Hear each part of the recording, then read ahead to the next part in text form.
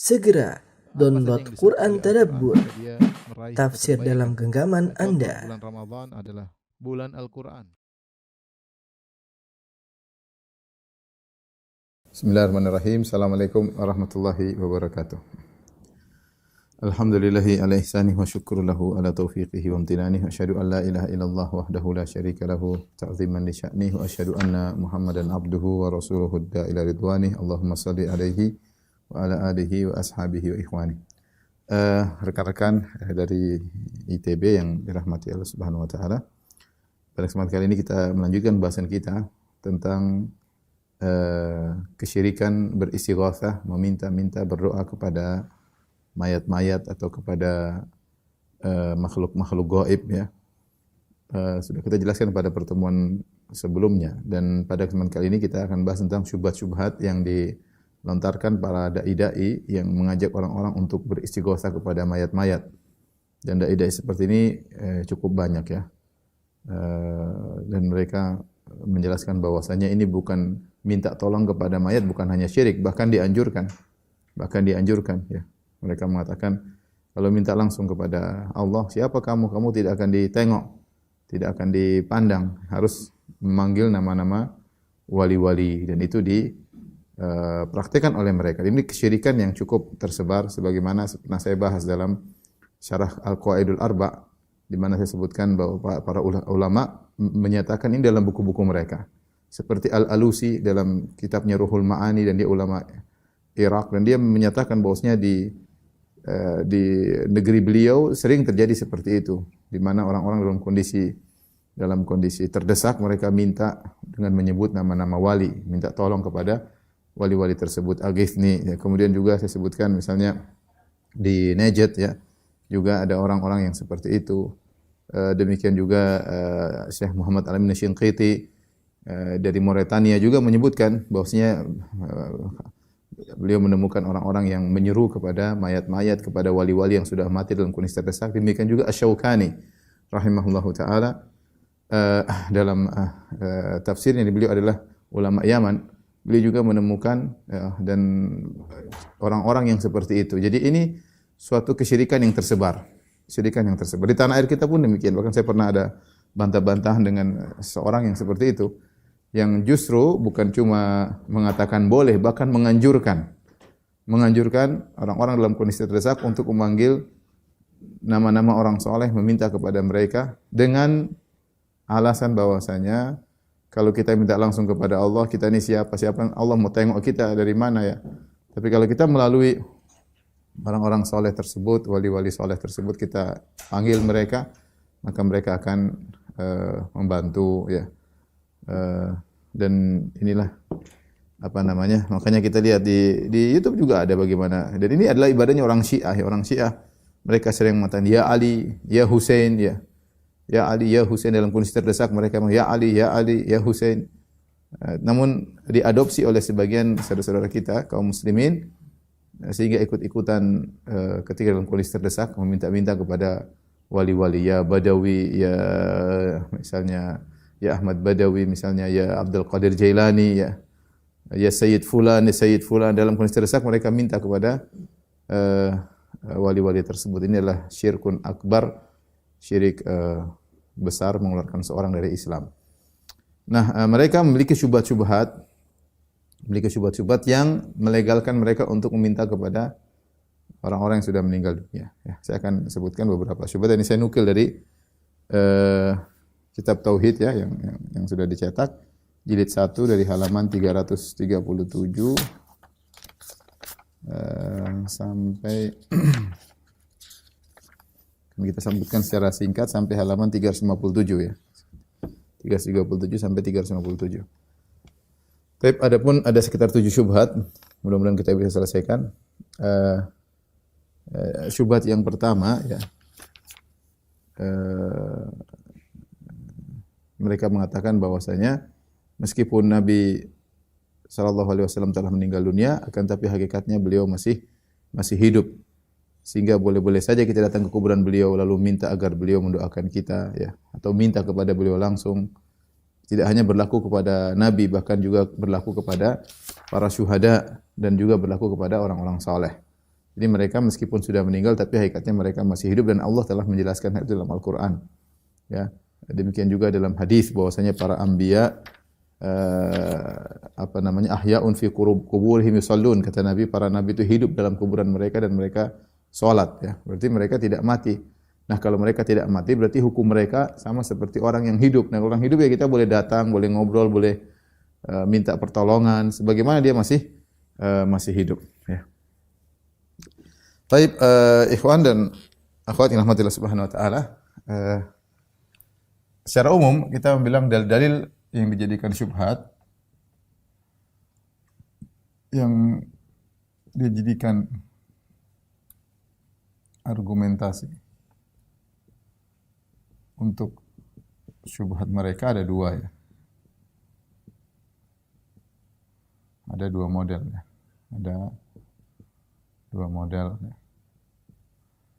Yang pertama adalah dalil-dalilnya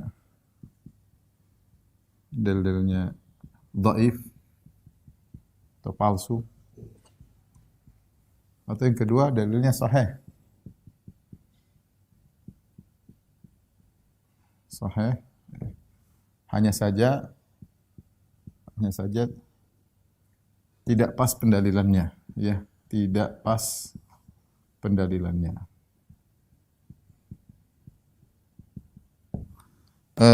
Kita tidak bahas yang ini, dalilnya dhaif atau palsu. Ini banyak mereka jadikan dalil kisah-kisah lah, apalah, minta kepada mayat-mayat, tapi ini tidak kita bahas. Yang kita bahas adalah yang dalilnya sahih, hanya saja tidak pas pendalilannya.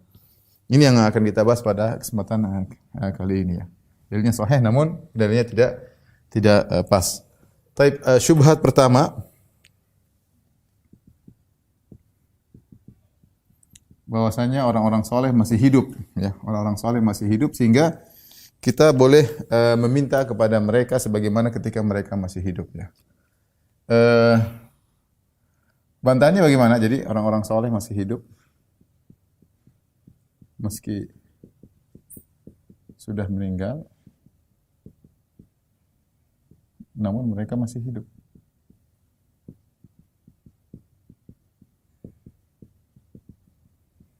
Sehingga dimuamalahi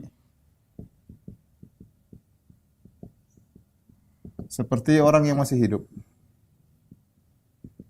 Kalau seperti yang masih hidup, ya kita bisa minta tolong, kita bisa teriak dia, panggil dia, dan lain-lain, ya. Namanya masih hidup.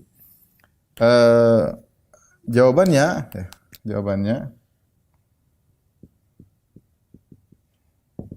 kita akan bahas mereka masih hidup bagaimana? Ini mau kita bahas. Ini masih hidupnya bagaimana? Ada dua model dalil, ya. Dalil. Pertama, dalil mereka telah meninggal.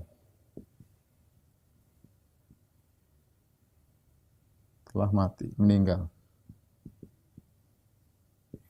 Yang kedua, dalil mereka masih hidup.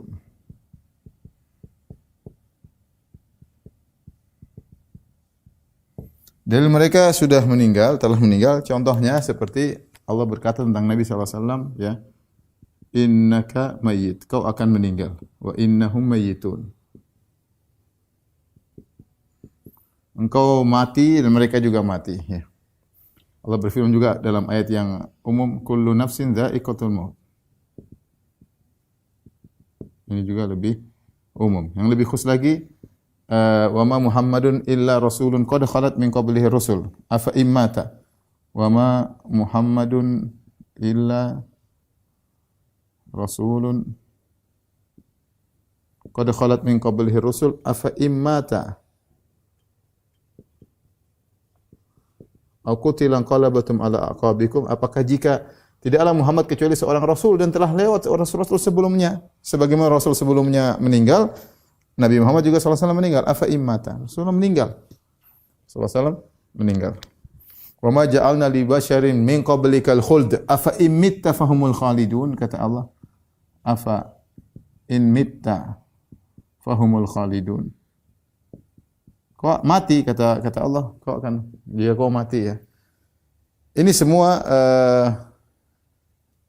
dalil-dalil bahwasanya, ya, Rasulullah SAW meninggal dunia. Dan ini dipahami oleh para sahabat. Kata Abu Bakar, qala Abu Bakar, man kana ya'budu Muhammadan fa inna Muhammadan qad mat. Wa man kana ya'budu Allah fa inna Allah hayyun la yamut. Hayyun la yamut. Yang kata Abu Bakar, siapa yang menyembah Muhammad, Muhammad sudah meninggal. Ya. Dan barang siapa menyembah Allah, maka Allah akan hidup dan tidak akan meninggal. Oleh karenanya ketika Nabi SAW meninggal, para sahabat sedih. Karena sudah meninggal. Para sahabat sedih. Sampai Fatimah radhiyallahu taala anha saking sedih bapaknya meninggal, 6 bulan kemudian beliau ikut meninggal karena sakit, sedih, ditinggal oleh ayahnya, ya. Para sahabat melihat Madinah ketika itu seperti berubah setelah wafatnya Nabi sallallahu alaihi wasallam. Kehidupan terasa berubah setelah wafatnya Nabi sallallahu alaihi wasallam, ya. Dan mereka tidak pernah bilang Nabi keluar-keluar ngobrol sama mereka, ketemu mereka, ngopi sama mereka, ya, atau apa kayak, atau kasih ceramah lagi di Masjid Nabawi, atau datangi mereka di rumah, mengunjungi istri-istrinya, enggak ada. Mereka sudah mati. Tapi ini dalil-dalil menunjukkan Rasulullah SAW meninggal dunia. Tapi dalil mereka masih hidup ada juga, bahwasanya para nabi, para syuhada hidup. Dan dalil ada dua, ya. Para nabi masih hidup.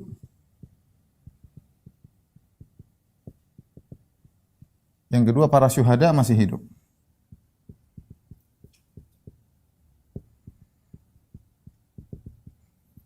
Para syuhada misalnya firman Allah Subhanahu wa taala, "Wala taqulu liman yuqtalu fi sabilillah amwat bal ahya'un walakin la tash'urun." Kata Allah, jangan kalian berkata terhadap orang yang meninggal di medan pertempuran, mati, telah meninggal. Jangan bilang. Bal ahya, mereka masih hidup. Masih hidup. Walakin la tash'urun, tapi kalian tidak sadar. Tapi kalian tidak merasakan. Tidak merasakan. Benar, mereka hidupnya. Baik. Ayat yang kedua, ya. Wala tahsabanna alladhina qutilu fi sabilillahi amwatan bal ahya'un 'inda rabbihim yurzaqun. Kata Allah, wala tahsabanna qutilu alladhina qutilu fi sabilillahi amwatan bal ahya'un 'inda rabbihim yurzaqun.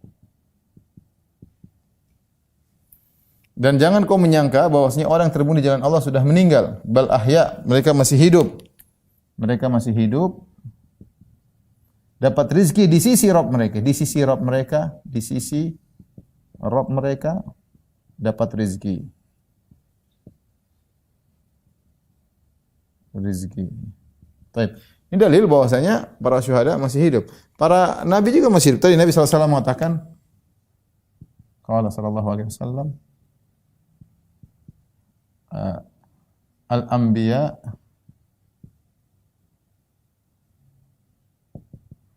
ahya'un fi kuburihim yusallun. Para nabi hidup di kuburan mereka,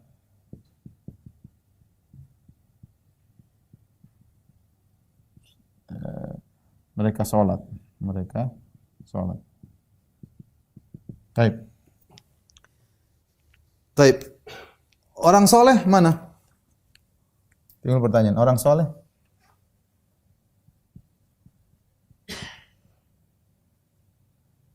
Hidup? Tidak ada dalilnya. Tidak ada dalilnya.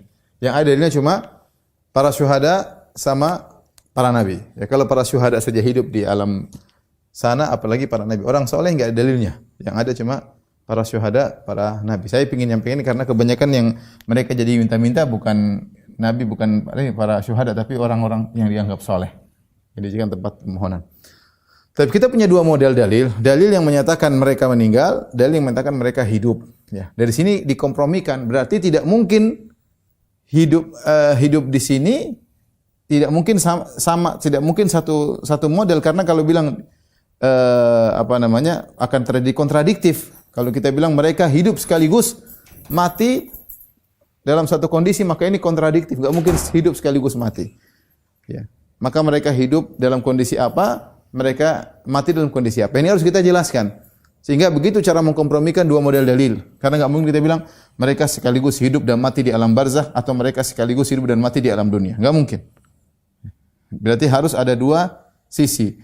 Kapan mereka dikatakan hidup dari sisi mana? Kapan mereka dikatakan mati dari sisi mana? Maka para ulama mengkompromikan, dan banyak orang mengkompromikan bahwasanya mereka meninggal, maksudnya meninggal dunia. Meninggal dunia. Di dunia mereka meninggal. Mereka masih hidup di alam barzakh. Di alam barzakh. Dengan kehidupan spesial. Ya. Nah, kehidupan mereka di alam barzakh tidak sama dengan kehidupan mereka di dunia. Tidak boleh disamakan. Makanya ketika Allah Subhanahu wa taala berbicara tentang kehidupan mereka di alam barzakh, Allah mengatakan walakin la tash'urun. Perhatikan sini, kalian tidak merasakan. Tapi kalian tidak merasakan. Nah, kalau mereka hidup seperti di dunia, harusnya kita merasakan. Harusnya kita merasakan. Tapi ketika Allah mengatakan kalian tidak merasakan, berarti mereka hidupnya hidup spesial. Hidup spesial, bukan hidup seperti di dunia. Kemudian juga Allah mengatakan inda rabbihim, di sisi Rabb kalian. Di sisi Rabb mereka, perhatikan. Mereka hidup di sisi Rabb, bukan di jalan-jalan. Bukan turun kemudian ikut acara-acara. Ngobrol ketemu dengan wali fulan, ketemu dengan ustadz fulan, ketemu dengan kiai fulan, enggak. Mereka hidupnya hidup spesial, alam barzakh. Hidup alam barzakh. Maka jangan sampai seorang salah paham kemudian mengatakan mereka hidup seperti hidup orang di dunia. Di antara bukti bahwasanya mereka hidupnya bukan hidup seperti di dunia. Jadi kesimpulannya apa?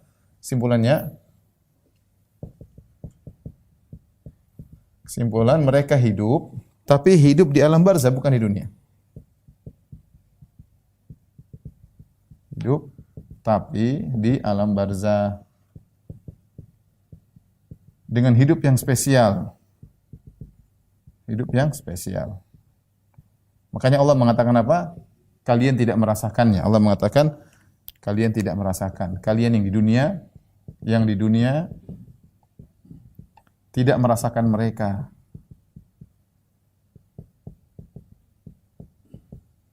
Yang di alam barzakh. Yang kedua, Allah mengatakan inda rabbihim yurzaqun. Mereka di sisi Rabb mereka yang hidup, mereka hidup di sisi Rabb mereka. Di sisi Rabb mereka. Nah, ini dua hal yang menunjukkan bahwasanya hidup mereka bukan hidup seperti hidup di dunia, ya.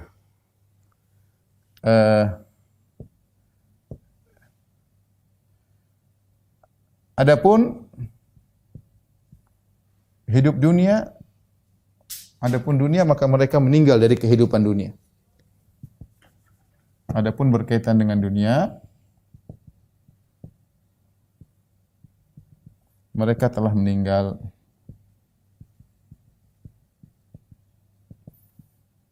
Jadi tidak boleh dikatakan hidup mereka seperti dunia.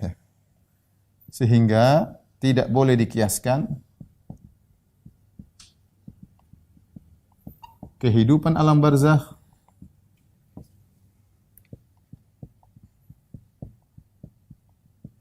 dengan kehidupan dunia. Tidak boleh.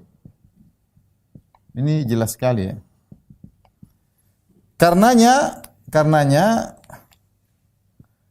mereka dikubur. Karenanya harta mereka diwarisi. Artinya mereka sudah meninggal, diwariskan. Akhirnya janda mereka dinikahi. Kalau mereka masih hidup seperti dunia, siapa yang berani menikahi janda mereka? Janda mereka dinikahi. Kemudian amalan mereka terputus. Makanya kita sholatkan mereka, ya. Ini menunjukkan mereka untuk urusan dunia mereka sudah meninggal dunia. Maka yang mengkiaskan antara kehidupan barzakh dengan kehidupan dunia adalah kias yang sangat salah, ya. Adalah kias yang sangat salah. Ini cara mengkompromikan dalil-dalil yang berkaitan dengan hal ini. Dan kenyataan yang ada, kita tanya berikutnya, antum paham ini dengan pemahaman para salaf atau tidak? Bagaimana para salaf mempraktekkan ayat-ayat ini? Mereka juga hafal ayat-ayat ini. Mereka tahu syuhada hidup dalam alam barzah, mereka tahu. Tapi apakah mereka pernah datang ke kuburan Nabi SAW minta-minta? Apakah satu orang dari mereka saja pernah bilang, Nabi pernah datang ke rumahku setelah dia mati? Setelah Rasulullah SAW meninggal datang ke rumahku kunjungan. Istri Nabi yang 9 orang ketika Nabi meninggal, enggak satu orang pun cerita Nabi pernah datang. Putri Nabi SAW, Fatimah, tidak pernah juga cerita Nabi SAW datang. Sehingga kemudian dia sedih dan akhirnya meninggal 6 bulan berikutnya. Para sahabat yang mencintai Abu Bakar, Umar, Uthman, Ali, ribuan sahabat. Tidak ada satupun cerita Rasulullah SAW kemudian datang. Dan mereka tidak pernah bermuamalah dengan roh Nabi seperti muamalah dunia. Tidak pernah. Tidak pernah kalau ada kejadian mereka datang ke kuburan Nabi, ya Muhammad tolonglah kami. Tidak ada mereka dalam peperangan, ya Muhammad. Tidak ada. Sementara sebagian orang, ya Abdul Qadir Jailani, ya gimana? Para sahabat yang lebih ngerti tentang kedudukan Nabi, mereka tidak pernah teriak. Terus ngapain juga antum panggil Abdul Qadir Jailani? Panggil aja Muhammad kalau mau syirik. Mau syirik sama Abdul Qadir Jailani. Mana lebih tinggi, Muhammad atau Abdul Qadir Jailani? Lebih tinggi Muhammad SAW, tidak ada bandingannya dengan Abdul Qadir Jailani. Apalagi cuma wali fulan, sunan fulan, enggak ada hubungannya. Para sahabat tidak pernah manggil Nabi Muhammad SAW. Kalau itu ibadah yang dianjurkan dalam kondisi terdesak untuk minta kepada orang-orang soleh, maka para sahabat akan panggil Muhammad. Apalagi Muhammad kenal sama mereka, Muhammad SAW. Sahabatnya ya, gimana enggak? Ya kenal lah, tinggal minta Rasulullah SAW datang. Mereka tidak pernah bermuamalah. Dalam satu hadis pun, dalam satu sirah pun, dalam satu asar pun, mereka tidak pernah bermuamalah dengan Nabi seperti Nabi masih hidup. Ya. Kalau Nabi saja yang super mulia tidak seperti itu, apalagi orang-orang setelah Nabi. Makanya ketika musim kemarau, Umar bin Khattab radhiyallahu anhu minta doa kepada Al-Abbas bin Abdul Muttalib, bukan Nabi. Karena Al-Abbas bin Abdul Muttalib masih hidup. Seandainya minta kepada Nabi masih boleh meskipun sudah meninggal, ngapain minta ke Al-Abbas? Langsung Umar pergi ke kuburan Nabi, ya Rasulullah, kita lagi kemarau. Doakan kami. Tapi Umar tidak pernah melakukannya. Dan tidak seorang pun sahabat pernah melakukannya. Maka khurafat yang tersebar sekarang, Nabi keluar, Nabi ikut acara maulid, Nabi ikut acara inilah. Satu orang ketemu Nabi, Nabi ajar solawatan lah. Bukan mimpi, kenyataan. Nabi datang, Nabi tegur, Nabi naik mobil sama dia. Banyak macam-macam orang cerita. Nabi tidur bersama dia, Nabi bertamu di rumahnya. Khurafat-khurafat yang pakai. Makanya inilah pemahaman salaf. Antum paham ini pemahaman salaf ya. Kita tidak bilang mereka bohong, mungkin mereka datangi jin. Ya. Tapi kalau bilang itu Nabi bagaimana? Saya sering ajak berlogika. Nabi tidak pernah datang ke Fatimah. Nabi tidak pernah datang kepada Aisyah. Nabi tidak pernah datang ke Ummu Salamah. Nabi tidak pernah keluar kuburan ketemu dengan Abu Bakar, dengan Umar, dengan Utsman. Nabi tidak pernah keluar ketemu dengan para sahabat, ribuan sahabat. Nabi tidak pernah keluar dari kuburannya ketemu Imam Syafi'i, tidak pernah keluar dari kuburannya ketemu Imam Ahmad, ketemu Abu Hanifah, ketemu Imam Malik, enggak pernah. Tahu-tahu muncul ketemu guru ente. Guru ente ini siapa? Ya. Nabi tidak pernah ketemu dengan orang-orang sebelumnya, tahu-tahu datang ketemu guru antum ngajarin sholawatan. Pakai logika sedikit ya. Jadi masalah diminta-mintai ruh tersebut. Ini masih hidup, minta kepada syuhada, mereka masih. Taib, kita bilang berikutnya, ikhwan, dalil-dalil datang cuma 2 yang masih hidup. Para syuhada, dalil-dalilnya dalam Al-Quran, ya. Dan para nabi juga hidup. Sekarang mana dalilnya orang soleh hidup seperti mereka? Enggak ada dalilnya.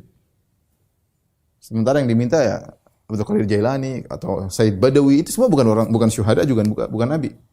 Ya. Kemudian mana dalilnya? Enggak ada. Lihat para sahabat, apakah mereka pernah datang ke kuburan syuhada Uhud? Mereka kan sering pergi ke syuhada Uhud mendoakan mereka. Terus minta-minta kepada mereka? Enggak pernah. Makanya kita belajar agama itu dengan pemahaman para salafus saleh. Ya. Kalau pakai logika-logikaan, kita bisa pakai logika semuanya. Pakai logika nanti akhirnya minta kepada jin, minta kepada malaikat kan ada. Nabi kita bisa malaikat dengar kita kok. Minta kepada malaikat, ya malaikat tolonglah aku. Nah, orang begitu nanti. Jin soleh kan ada juga. Kita minta aja sama jin soleh. Jin soleh yang mendengarkan aku datanglah. Syirik semua kalau begitu ceritanya. Kalau pakai logika doang ya. Jin soleh ada enggak? Ada kan? Pasti ada jin soleh. Malaikat pasti soleh. Malaikat hebat lagi. Lihat malaikat Jibril aja dengan sayapnya bisa ngangkat kampung kaum Nabi Lut, Sodom dibalikkan dengan sayapnya malaikat Jibril. Minta tolong sama para malaikat. Apakah begitu cara beragama? Beragama dengan pemahaman para salaf. Bukan baca sendiri kemudian paham sendiri. Allahu musta'an. Inilah syubhat pertama. Jadi kehidupan mereka adalah kehidupan di alam barzakh. Makanya Allah mengatakan walakin la tash'urun, kalian yang di dunia tidak bisa merasakannya. Kemudian juga Allah mengatakan inda rabbihim yurzaqun, mereka dapat rezeki di sisi Rabb mereka. Dan ini bukan perkataan saya, ini bukan perkataan cuma orang bilang Wahabi. Enggak, ini lihat saya nukilkan perkataan Baydhawi, seorang ulama Syafi'iyah dalam tafsir Al-Baydhawi. Ya, ketika dia mengatakan menafsirkan walakin la tash'urun, akan tapi kalian tidak menyadarinya. Wa huwa tanbihun ala anna hayatahum laysat bil jasad wala min jinsi ma yuhassu bihi minal hayawanat wa inna ma hi amrun la yudraku bil akal bal bil wahyi. Ini adalah penegas bahwa kehidupan mereka bukanlah kehidupan dengan jasad seperti kita ini, dan bukan kehidupan dapat disaksikan pada makhluk hidup pada umumnya, bukan. Akan tapi adalah kehidupan yang tidak bisa dicerna dengan akal tapi dengan wahyu, kehidupan khusus. Az-Zahabi, ulama besar mazhab Syafi'i, berkata, wa huwa hayyun fi lahdihi. Nabi Muhammad SAW hidup di lahadnya. Hayata mithlihi fil barzakh lati hiya akmalu min hayati sa'irin nabiyyin. Yang kehidupan Nabi lebih mulia daripada kehidupan seluruh nabi. Ya. Kemudian beliau berkata, wa hayatuhum bila raib atammu wa asyrafu min hayati syuhada alladzina hum binasil kitab ahyan li rabbihim yurzaqun. Dan tidak diragukan bahwasanya kehidupan para nabi lebih afdal daripada kehidupan para syuhada. Kalau para syuhada saja hidup di alam barzakh, apalagi para nabi. Wa haula'i apalagi para nabi. Wa haula'i hayatuhumul an allati fi alamil barzakh haqqun.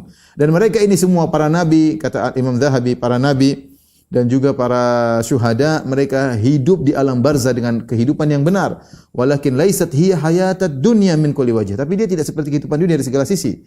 Wala hayata ahlil jannati min kulli wajh. Tidak juga seperti kehidupan penghuni surga dari segala sisi. Dalam Syiar A'lam An-Nubala. Jadi jangan disamakan. Yang kalau disamakan dianggap orang soleh masih hidup, ya jangan nikahi istrinya, jangan ambil hartanya, tidak boleh, ya. Taib, itu syubhat pertama. Syubhat kedua, ya. Syubhat kedua, tolong dihapus.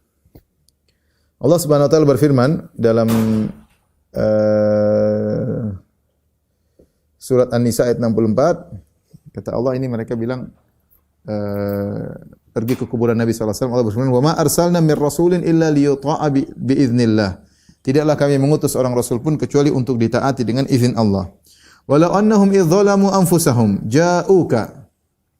Sungguhnya jikalau mereka ketika menganiaya diri mereka, yaitu mereka berbuat zalim, ja'uka, mereka datang kepadamu, fastaghfirullah, lantas mereka mohon ampun kepada Allah, wastaghfara lahumur rasul, dan Allah dan Rasulullah memohon ampun bagi mereka, lawajadullaha tawwabar rahima, mereka akan mendapati bahwasanya Allah Maha penerima taubat dan Maha pengasih, ya. Jadi wa ma arsalnaka mir rasulin illa bi'iznillah walau annahum idh zalamu anfusahum ja'uka fastaghfirullah wastaghfara lahumur rasul lawajadullaha tawwabar rahima. Jadi mereka mengatakan Allah mengatakan untuk datang kepada Nabi sallallahu alaihi wasallam, ya. Ayat ini umum kata mereka. Perhatikan Allah dalam surat An-Nisa ayat 64, walau annahum idh, ini saya mau kasih khusus ya. Idh zalamu anfusahum ja'uka fastaghfirullah. Dan ini banyak orang berdalil dengan ini, ya. Wastaghfara lahumur rasul lawajadullaha tawwaban rahima.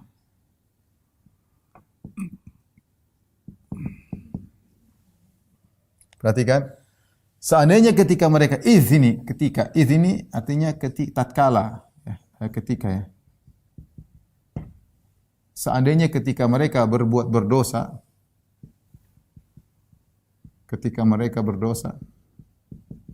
ja'uka, mereka datang kepadamu.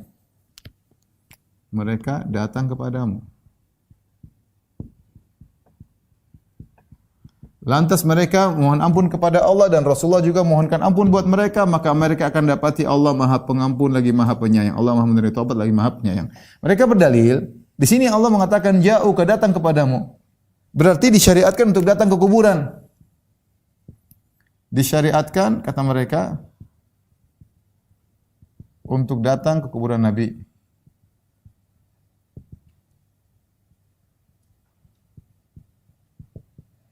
Untuk mohon ampun, untuk meminta Nabi mohon ampun.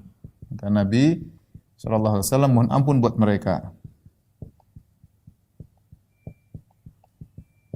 Sehingga mereka disyariatkan dengan mereka karena Allah mengatakan ja'uka, mereka datang kepadamu, ja'uka. Ya. Walau annahum idzalamu anfusahum ja'uka. Kalau mereka berbuat zalim, berbuat dosa, mereka datang kepadamu. Lantas mereka minta ampun dan Nabi mohonkan ampun buat mereka. Berarti kalau antum punya salah, antum datang ke kuburan Nabi, minta agar Nabi mohonkan ampun buat antum. Ini pemahaman mereka. Ya. Sebenarnya bantahnya sangat mudah ya.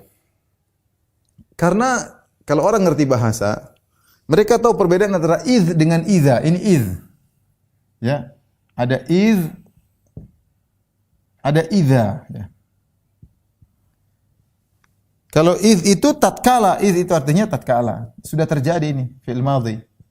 Ini sudah terjadi, pas dia, pas. Sudah terjadi. Sudah terjadi.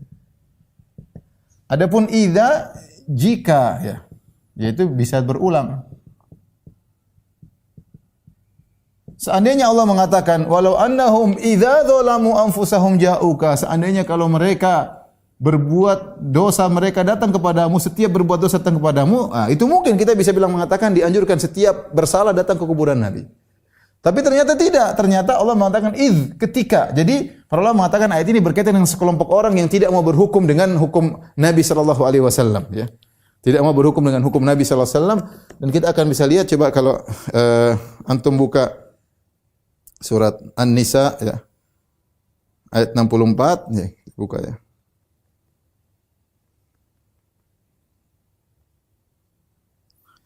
Allah buka di ayat 60, Allah mengatakan, alam taril ladzina yaz'umuna annahum amanu bima unzila ilaika wa ma unzila min qablika yuriduna ay yatahakamu ila taghuti wa qad umiru ay yakfuru bih. Lihatlah orang-orang yang menyangka mereka beriman kepada apa yang diturunkan kepadamu, diturunkan kepada sebelummu, mereka ingin berhukum kepada tagut. Jadi mereka tidak berhukum kepada Nabi sallallahu alaihi wasallam. Ya, sampai Allah mengatakan walau annahum idzalamu. Jadi ini berkaitan dengan orang munafik, orang-orang yang ingin berhukum dengan hukum tagut, meninggalkan hukum kepada Nabi. Mereka berbuat salah kepada Nabi.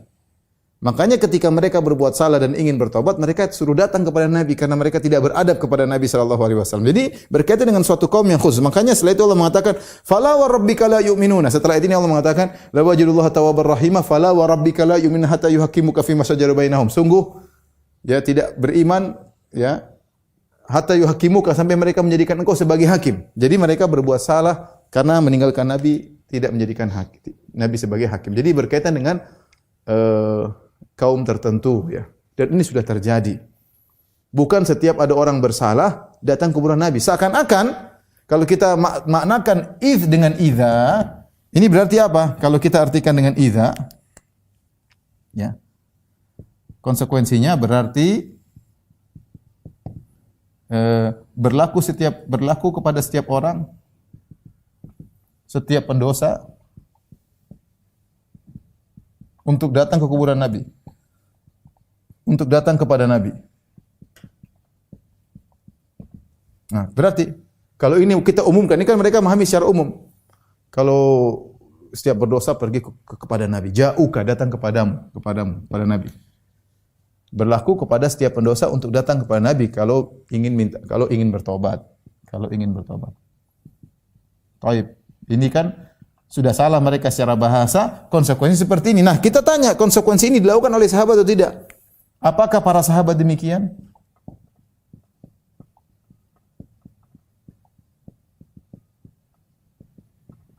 Setiap berdosa selalu datang kepada Nabi? Ya. Minta Nabi kemudian harus lapor kepada Nabi. Tidak semuanya sahabat demikian. Dan ini bukan syarat. Ini berkaitan dengan kaum khusus. Tidak setiap para sahabat melakukan dosa kemudian pasti lapor. Kalau mereka datang kepada Nabi memberikan cerita apa yang harus aku lakukan, tegakkan hukum had, itu baru mereka bilang.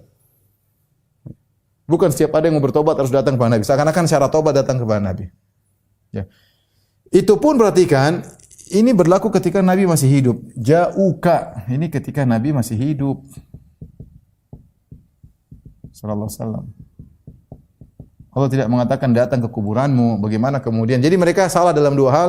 Pertama mengartikan id dengan idza, yang kedua mereka mengatakan ja'uka, datang kepadamu, berlaku kepada kuburan Nabi sallallahu alaihi wasallam setelah Nabi meninggal dunia. Ini adalah kesalahan. Dan ini banyak kalau di Masjid Nabawi saya sering lihat, dan mereka pernah tanya kepada saya, Ustaz, bukankah ada ayat ini?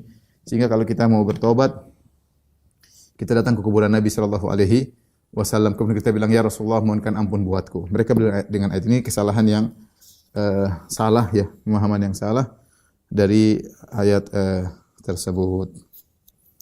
Taib, syubhat yang ketiga, ikhwan dan akhwat yang dirahmati Allah Subhanahu wa taala, mereka berdalil ya bahwasanya para nabi masih hidup sebagaimana tadi sudah kita sebutkan hadisnya, al-anbiya'u ahya'un fi kuburihim yusallun. Para nabi hidup dalam kuburan-kuburan mereka dan mereka sedang salat. Mereka masih hidup, buktinya mereka salat.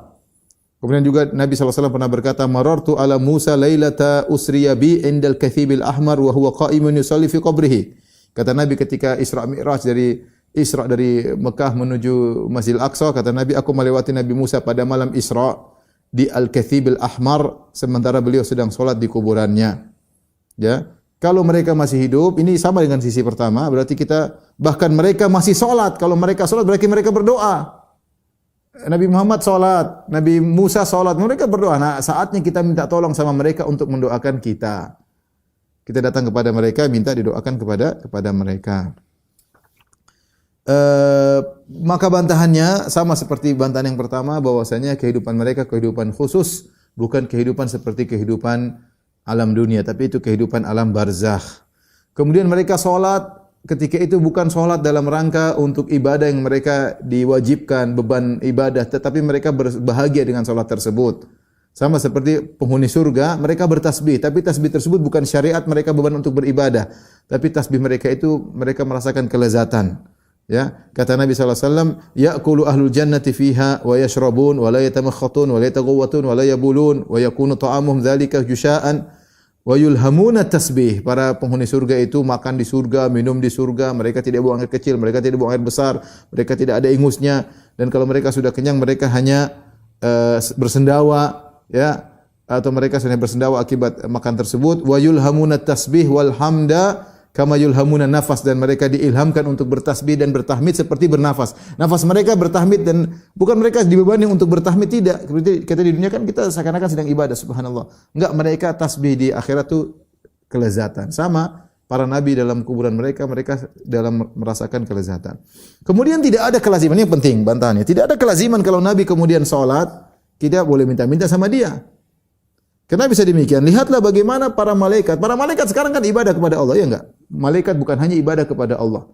Malaikat doain kita, terlalu banyak dalil malaikat doain kita. Tapi apakah boleh kita minta sama malaikat, ya malaikat doakan saya? Allah mengatakan ya tentang para malaikat, wal malaikatu yusabbihuna bihamdi rabbihim, dan malaikat bertasbih terhadap Rabb mereka. Wa yastaghfiruna liman fil ardi, dan malaikat mohonkan ampunan bagi orang yang ada di atas muka bumi. Dalam surat Ghafir juga kata Allah, alladzina yahmiluna al-arsya wa man haulahu yusabbihuna bihamdi rabbihim wa yu'minuna bihi wa yastaghfiruna lilladzina amanu. Para malaikat bertasbih dan mereka beriman kepada Allah. Wa yastaghfiruna lilladzina amanu. Malaikat memohonkan ampunan bagi orang yang beriman. Dan bolehkah kita minta sama malaikat? Malaikat, ya malaikat. Ya malaikat fulan, malaikat mohon ampunan buatku. Enggak boleh. Tidak ada kelaziman bahwasanya malaikat beribadah kemudian kita boleh minta sama dia. Sebagaimana Nabi SAW mungkin dalam kuburan salat, sebagai Nabi mengatakan, kemudian kita boleh minta kepada para Nabi yang sudah menjadi ruh-ruh tersebut, tidak ada kelaziman. Sekali lagi kita katakan, ini pun dalil datang tentang para Nabi. Sementara yang mereka datangi bukan cuma kuburan Nabi, mereka datang ke kuburan orang-orang soleh, wali ini, sunan ini, macam-macam. Dan kadang mereka datang kepada orang-orang yang tidak jelas. Yang kita tahu ketika masa hidupnya masih kacau, ya, yang masa hidupnya terkadang memiliki pemikiran-pemikiran ngawur.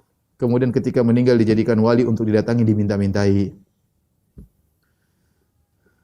Taib. Di antara dalil bahwasanya mereka mengatakan boleh beristighotsah kepada Nabi Muhammad, minta-minta Nabi Muhammad meninggal, tidak ada masalah. Ya Muhammad, ya Rasulullah, aghithni, wahai Rasulullah, tolonglah aku. Ini syirik, ya, tidak boleh.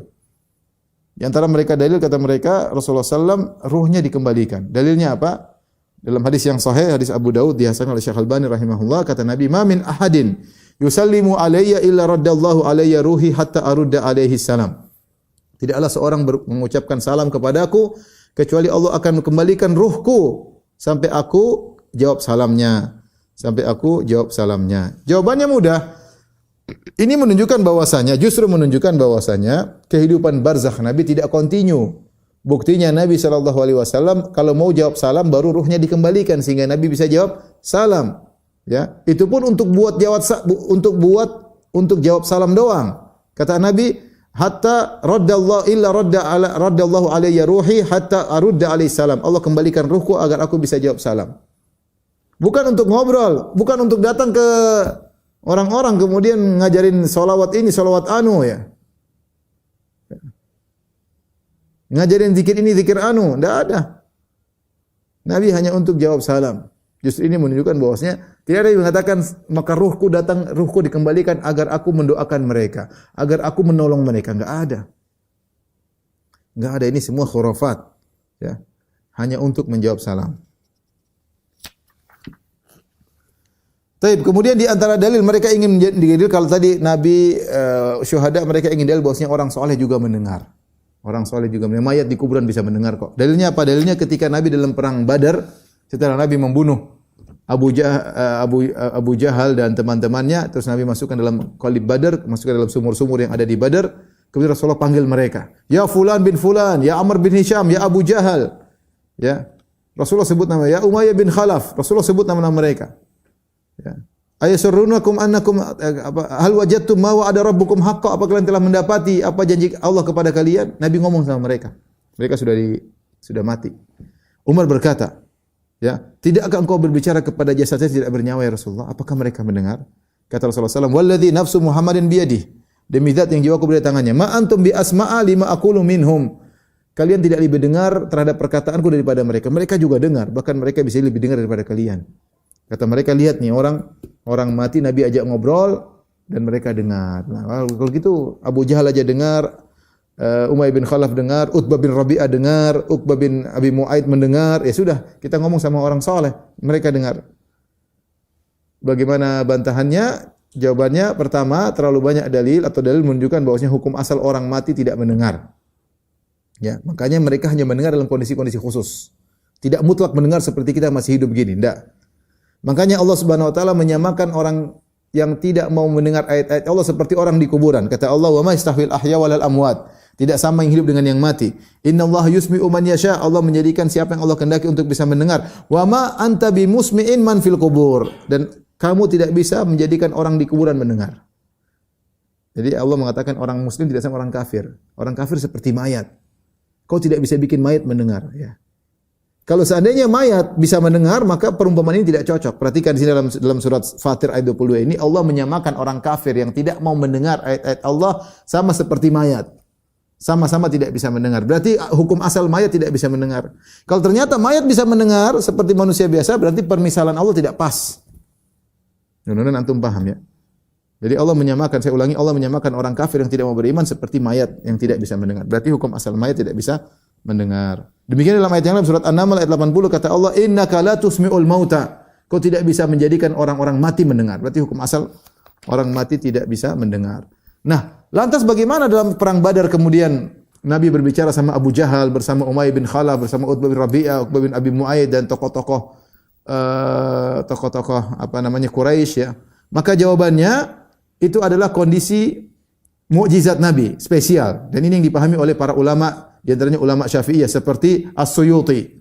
As-Suyuti dalam Al-Khasa'is Al-Kubra dia menyebutkan di antara mukjizat Nabi adalah Allah menjadikan Abu Jahal dan teman-temannya sudah mati mendengar perkataan Nabi. Dia menganggap ini mukjizat, bukan berlaku umum. Ini mukjizat Nabi, Nabi yang ngomong. Makanya Umar bertanya, apakah mereka dengar? Berarti sudah terpatri dalam benak Umar bahwasanya mayat tidak mendengar.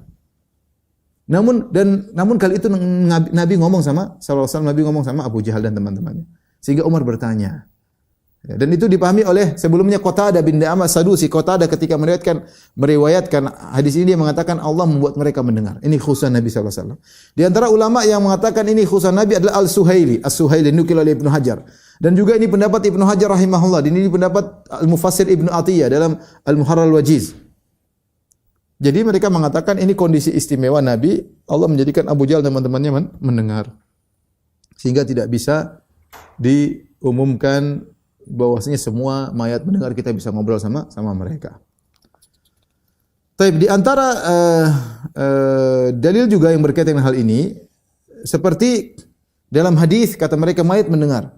Perhatikan, Rasulullah bersabda, "Innal abda idza wudi'a fi qabrihi wa tawalla anhu ashabuhu wa innahu la yasma'u qur'ani alihim atahu malakani." Sungguhnya seorang hamba jika sudah diletakkan dalam kuburannya, kemudian para pelayatnya pada pulang, dia dengar langkah kaki sendal mereka. Dia dengar langkah sendal mereka, langkah kaki mereka meninggalkan mereka. Ini di antara kesedihan yang Allah berikan kepada mayat. Dia tidak dengar mereka ngomong apa, tetapi ketika mereka jalan pulang, dia dengar Qur'ani alihim, suara sendal mereka. Dia dengar, oh orang pergi meninggalkan saya. Kata mereka, lihat mayat bisa mendengar. Jawabannya, ini pendengaran khusus. Nabi menyebutkan mereka mayat-mayat ini cuma dengar langkah kaki mereka ditinggalkan. Bukan dengar mereka ngobrol-ngobrol di situ, enggak. Nabi mengatakan, wa innahu la yasma'u Qur'ani alihim. Sungguhnya Allah membuat mereka bisa mendengar langkah kaki mereka, ya. Sehingga mayat tersebut semakin sedih ditinggal oleh orang-orang, ya. Tidak ada bahwasanya mereka dengar kalau kita ngobrol di atas mereka dengar seluruhnya. Enggak ada dalilnya. Ini menunjukkan hukum asalnya mereka tidak bisa dengar, tapi ada kondisi-kondisi khusus di mana mayat mendengar kondisi tertentu seperti suara sendal ketika meninggalkan sang mayat, ya. Sama datang dalam hadis yang diriwayatkan diperselisihkan tentang seorang kalau datang menyungguh orang yang di kuburan, maka dia mendengar yang dulu mimma kana ya'rifuhu, waktu di dunia pernah dengar, dia datang beri salam maka dia dengar salam orang tersebut. Ini hadis yang rajih dia adalah dhaif, tapi kalaupun hadis ini sahih, ini pun menjelaskan mayat tersebut hanya mendengar orang yang dia kenal dan dia mendengar salam, pendengaran khusus, tidak mendengar seluruhnya. Taib yang terakhir, syubhat yang ketujuh,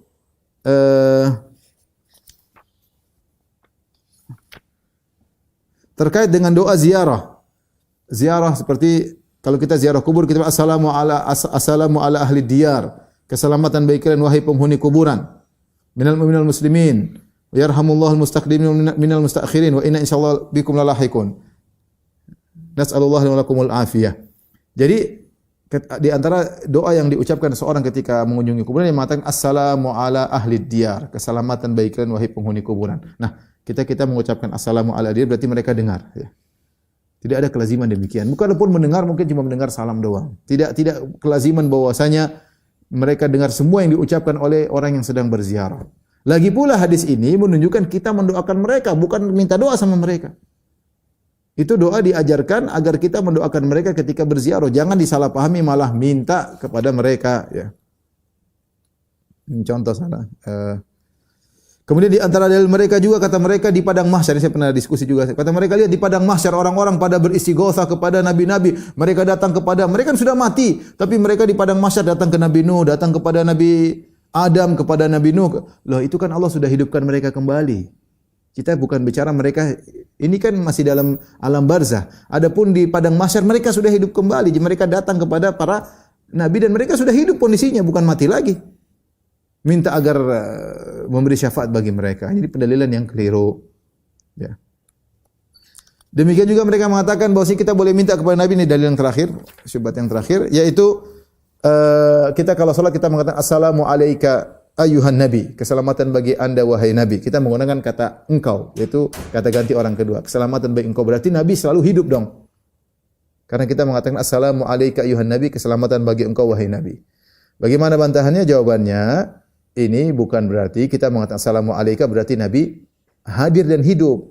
Tetapi kita mengucapkan demikian agar kita bisa menghadirkan tentang agungnya Nabi sallallahu alaihi wasallam. Oleh karena diriwayatkan Ibnu Mas'ud, dia punya salawat yang lain, ya, punya salam yang lain. Dia mengatakan assalamu ala nabi. Ketika Nabi sudah meninggal dia rubah assalamu ala nabi, keselamatan bagi Nabi. Tidak lagi menggunakan kata ganti orang kedua, tapi dia berubah dengan kata ganti orang ketiga, dan ini ijtihad dari Ibnu Mas'ud.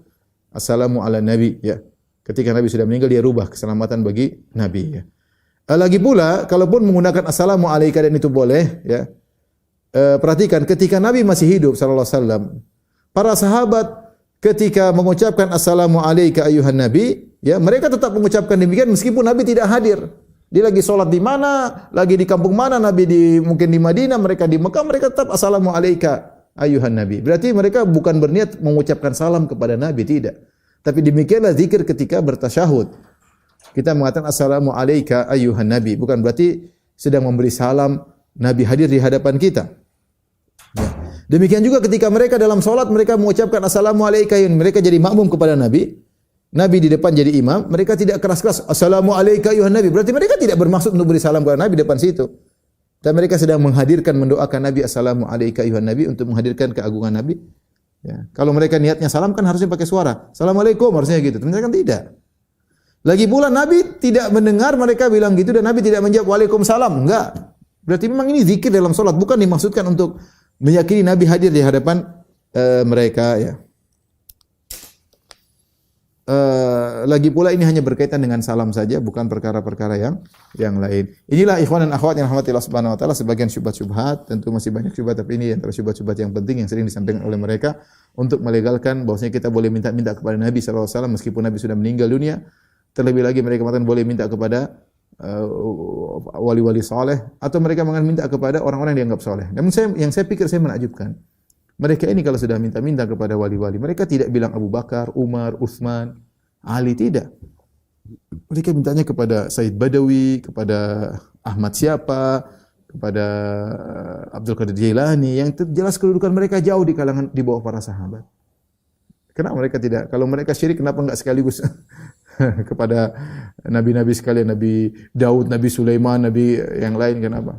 Atau Abu Bakar, Umar, Utsman, kenapa Abdul Qadir Jailani,